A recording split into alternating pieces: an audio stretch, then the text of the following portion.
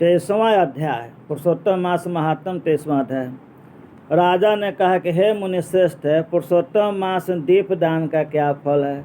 मैं दिया जलाने का क्या फल है? कैसे दीपदान होगा? इसमें एक कहानी शुरू हो जाता है, तो उस कहानी को भी सुन लीजिए और दीपदान का महत्व भी सुन लीजिए। सो आप कृपा करके हमको बतलाइए।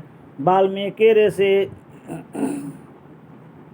बड़े खुशी के साथ कहने लगे, जब कथा सुनने वाला हो तो कथा कहने वाले को भी मन लगता है, तो दोनों प्रसन्न हो गए। तो भाग नगर में चित्रबाहु नाम के एक राजा राज करता था। चित्रबाहु का नाम आ चुका है, धनवा के भगना हुए। वह सत्य प्रतिज्ञा वाला था, बुद्धिमान था, शूरवीर था, क्षमाशील था, माने कि अपराधी को क्षमा दान भी कर देता था, सब धर्मों को जानने वाला था। अब यहाँ पर सब धर्मों का अर्थ अलग अलग वो सब धर्म समझे जो आजकल हम लोग समझते हैं। सब धर्म के मतलब होता है सबका कर्तव्य, कि इसका क्या कर्तव्य है, वो एक धर्म के रूप में हमारे यहाँ चर्चा होता है। तो वो धर्म होता है कि किसका क्या फर्ज है, अधिकार है, क्या कर्तव्य बनता है, वो होता है। न कि आजकल के जो धर्म का अर्थ लोग कुछ और लगा लेते हैं, अनेकों धर्म हो जाता है। तो शील रूप दया से युक्त पूजनीय भगवान का भक्त था।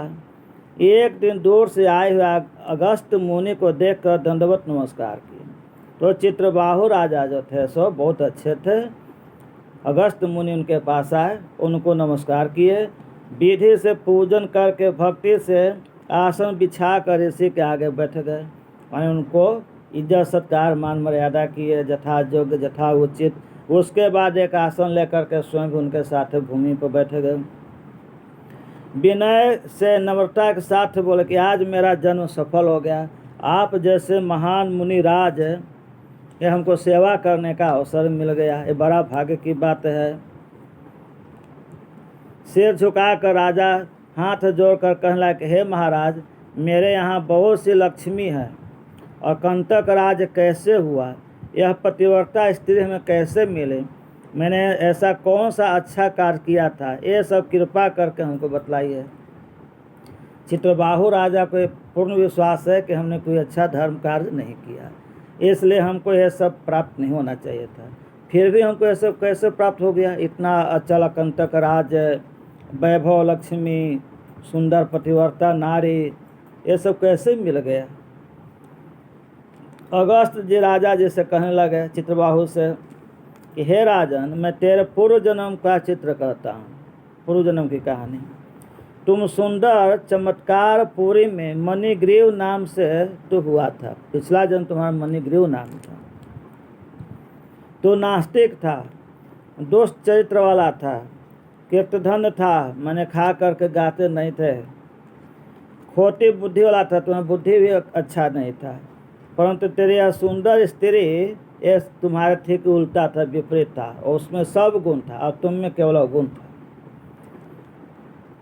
तो स्त्री मन कर्म वाणी से पति की सेवा की, पतिव्रता नारी, महाभागशालिनी थी, धर्म में इसको आस्था थी, और तुम पाप करने में रहता था, जाति वाले और भाई बंधुओं से त्यागा हुआ था। तुम इतना नीच था ना कि तुमको जटकत नाम पड़ गया। जाति वालों ने अपनी बिरादरी से बाइकाट कर दिए, गेट आउट कर दिए, जटकत बना दिए, हटा दिए। क्रोधी राजा ने तेरा सब उत्तर छीन लिया। राजा भी तुम्हारा सर सम्मान जो था सो ले लिया दंड स्वरूप में, और गोतिया भाई भी सब ले लिए। फिर जो कुछ बचा हुआ जाति के लोग छीन लिए। सब धन के चले जाने पर तुझको बड़ा क्लेश हुआ, बहुत दुख हुआ। धन के नाश होने पर मन में गलानी हुआ, उद्विग्नता आ गया। फिर भी तुम्हारी पतिव्रता स्त्री ये सब तुमको त्याग नहीं किया। ऐसे बहुत सी स्त्रियां होती है जब पति के ऊपर संकट आता है, गरीबी कष्ट आता है, शरीर काम नहीं करने लगता है, तो लोग त्याग करके चले जाते हैं। ये सब गलत बात है, ऐसा नहीं होना चाहिए। तो ये इनकी स्त्रियां ऐसी नहीं कि पत्नी उनकी। हे राजा, इस प्रकार उस वन में तो रहता था, जंगल में रहता था, घर से निकाल बाहर हो गए, गांव से निकाल बाहर हो गए। एक दिन मणिग्रीव धनुष उठाकर मृग मांस के लिए बहुत से सिंह मृगों से भरे वन में चला गया। अब जंगल में रहिएगा तो क्या खाइएगा? पशु हिंसा करना है, मांस खाना है, फल फूल खाना है, जंगली चीज खाना है। तो सिंह को हिरण के मारने के लिए, शिकार करने के लिए चले गए। उस मनुष्य रहित वन के मार्ग में उग्रदेव नाम के प्रसिद्ध एक मुनि दिशा भूल कर दोपहर होने से पीड़ित होकर मूर्छित होकर के गिर पड़े। तो उसी जंगल में उग्रदेव नाम के एक मुनि जो थे, वो कहीं दूसरे जगह जा रहे थे, लेकिन रास्ता भूल कर कहीं वो पहुँचे। संजोग कहिए या भाग्य किस्मत कहिए, पूर्व जन्म का फलोदय होने वाला था। तब और वहाँ पर आ करके बेहोश गिरे हुए थे। तब उस मार्ग के भूले दुखित ब्राह्मण को देख कर तेरे मन में दया हुआ गया।